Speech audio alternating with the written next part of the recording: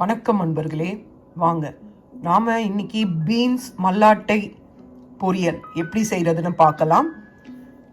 Beans மல்லாட்டை பொரியல்னா beans வேர்க்கடலை போட்டு பொரியல் எப்படி செய்கிறதுன்னு பார்க்க போகிறோம். அதுக்கு நான் 100 கிராம் பீன்ஸ் தான் எடுத்திருக்கேன். அதுக்கு நீங்கள் ஒரு கைப்பிடி அளவு வேர்க்கடலை எடுத்துக்கோங்க. நான் இது 1 கப் எடுத்திருக்கேன். ஏன்னா நான் இதை வேக வச்சுட்டு பாதி வேர்க்கடலையே சாலடு செய்கிறதுக்காக எடுத்துப்பேன். அதனால் வாங்க இப்போ இந்த வேர்க்கடலையை நாம் ஊற வச்சுட்டு வேக வச்சு எடுத்துக்கலாம். பாருங்கள், இதை ஊற வச்சுட்டேன். ஒரு 1 ஹவர்லேருந்து 2 ஹவர்க்குள்ளே இதை ஊற வச்சு இதை வேக வச்சு நாம் எடுத்துக்கலாம். வணக்கம் நண்பர்களே, வாங்க இன்னைக்கு நம்ம சமையல் குறிப்பில் என்ன பார்க்கலான்னா பீன்ஸ் மல்லாட்டை பொரியல் எப்படி செய்கிறதுன்னு பார்க்கலாம். பீன்ஸ் மல்லாட்டை பொரியலுக்கு நான் 150 கிராம் பீன்ஸ் எடுத்திருக்கேன். அதை நல்லா அலம்பிட்டு பொடியாக நறுக்கி வச்சுருக்கேன். நீங்களும் பொடியாக நறுக்கி வச்சுக்கோங்க இந்த மாதிரி. அதே மாதிரி இந்த மல்லாட்டையை முன்னாள் இரவே ஊற வச்சு இதை வேக வச்சு எடுத்திருக்கேன். இது நான் கொஞ்சம் சுண்டலுக்கும் எடுத்துப்பேன். இதிலிருந்து நீங்கள் நான் 150க்கு ஒரு 50 கிராம் வேர்க்கடலை போடுங்க. மல்லாட்டுன்றது சில ஊர்களெல்லாம் வேர்க்கடலைக்கு தான் மல்லாட்டுன்றது சொல்லுவாங்க. இது வேக வச்ச வேர்க்கடலை தான். அதனால் நீங்கள் உங்களுக்கு நிறைய வேர்க்கடலை பிடிக்கும்னா 100 கிராம் கூட போடுங்க. இல்லைன்னா ஒரு கைப்பிடி அளவு எடுத்துக்கோங்க. அதை ஊற வச்சு வேக வச்சு எடுத்து தனியாக வச்சுக்கணும். வாங்க பார்க்கலாம். நான் ஒரு மீடியம் சைஸ் வெங்காயத்தில் பாதி பொடியாக நறுக்கி வச்சுருக்கேன். ஒரு பல் பூண்டு தட்டி வச்சுருக்கேன். ஒரு பச்சை மிளகாவை நறுக்கி வச்சுருக்கேன். வாங்க இப்போ என்ன செய்கிறதுன்னு பார்க்கலாம். நான் இப்போது பேனில் 2 டீஸ்பூன் எண்ணெய் விட்டு கடுகு, உளுத்தம்பருப்பு, பெருங்காயம்லாம் போட்டு அது பொரிஞ்ச பிறகு நான் உங்களுக்கு காட்டின அந்த நறுக்கி வச்ச பொருளெல்லாம் இதில் சேர்த்துருக்கேன். இதை நல்லா வதக்கி விடுங்க. வதங்கின பிறகு உங்களுக்கு அடுத்து என்ன செய்யணும்னு சொல்கிறேன். நல்லா வதங்கின பிறகு பாருங்கள், வதங்கிட்டு நம்ம இந்த ஸ்டேஜில் நறுக்கி வச்ச பீன்ஸை இதோட சேர்த்துடலாம்.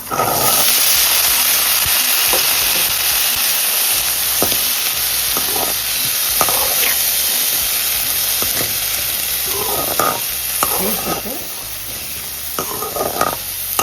ஒரு அரை டம்ளர் தண்ணி, அரை டம்ளருக்கும் கொஞ்சம் கம்மியாக தண்ணி விட்டு தட்டை போட்டு மூடி. அதுக்கப்புறம் 10 நிமிஷம் கழித்து நாம் இப்போ நான் இதில் அரை டம்ளர் தண்ணி சேர்த்தாச்சு. இதுக்கு தேவையான அளவு உப்பு சேர்த்து தட்டை போட்டு மூடி வேக வைங்க. இது ஒரு 10 நிமிஷம் கழித்து உங்களுக்கு நான் என்ன பண்ணணுன்றதை சொல்கிறேன். இது போல் மூடி வைங்க. மூடி வச்ச பிறகு நாம் ஒரு 10 மினிட்ஸ் கழித்து பார்ப்போம்.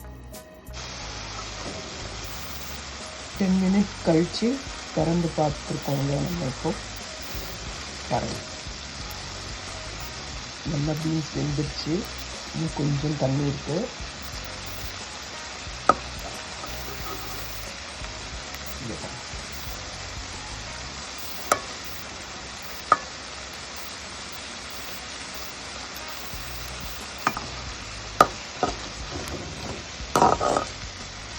நீங்கள் கையில் எடுத்து நறுக்கி பாருங்கள், பீன்ஸ் நல்லா வெந்துடும். இந்த ஸ்டேஜில் நாம் வேர்க்கடலையை வேக வச்ச வேர்க்கடலையே சேர்த்துடலாம். எவ்வளோ வேணுமோ அந்த அளவுக்கு நாம் வேர்க்கடலையை இதில் சேர்த்துடலாம்.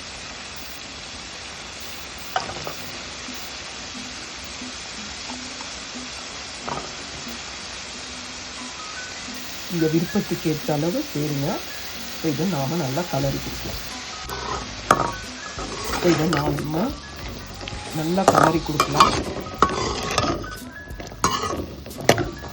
ஒரு 10 நிமிஷம் அடுப்பில் அப்படியே இருக்கட்டும். வாங்க அடுத்து என்ன செய்யலாம்னு பார்க்கலாம்.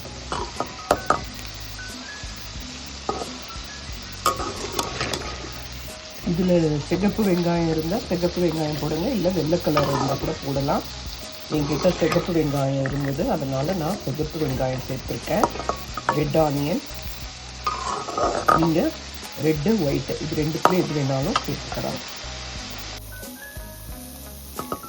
இப்போ இந்த பீன்ஸ் மல்லட்டை நல்லா தண்ணியெல்லாம் வதங்கி சுருண்டு வந்த பிறகு நாம் கொஞ்சம் தேங்காய் துருவலை சேர்த்து நல்லா கலந்து விட்டு ஒரு 5 நிமிஷம் கழித்து நாம் இந்த ஃப்ரோசன் இருந்ததுனால தேங்காய் கெட்டியாக இருக்குது, நீங்கள் கொஞ்சம் 2 டீஸ்பூன் தேங்காய் துருவலை சேர்த்துக்கோங்க. இப்போ இதை நாம் நல்லா கலரி கொடுத்துடலாம். பாருங்கள், தேங்காய் துருவல் சேர்த்து நல்லா கலந்து விட்டாச்சு. அவ்வளோதாங்க, அடுப்பு ஆஃப் பண்ணியாச்சு. பீன்ஸ் மல்லாட்டை பொரியல் ரெடி. பீன்ஸ் வேர்க்கடலை பொரியல் இது செஞ்சு பாருங்கள். இது நல்லா வத்த குழம்புக்கெலாம் ரொம்ப நல்லா இருக்கும். இதை செஞ்சு பாருங்கள். இது வந்து நம்ம எல்லோரும் வெறும் பீன்ஸ் பொரியல், கேரட் பீன்ஸ் பொரியல் இதுதான் நாம் செய்வோம். இந்த மாதிரியும் செஞ்சு பாருங்கள், இது ரொம்ப அருமையாக இருக்கும். இந்த வீடியோ பிடிச்சிருந்தால் லைக் பண்ணுங்கள்.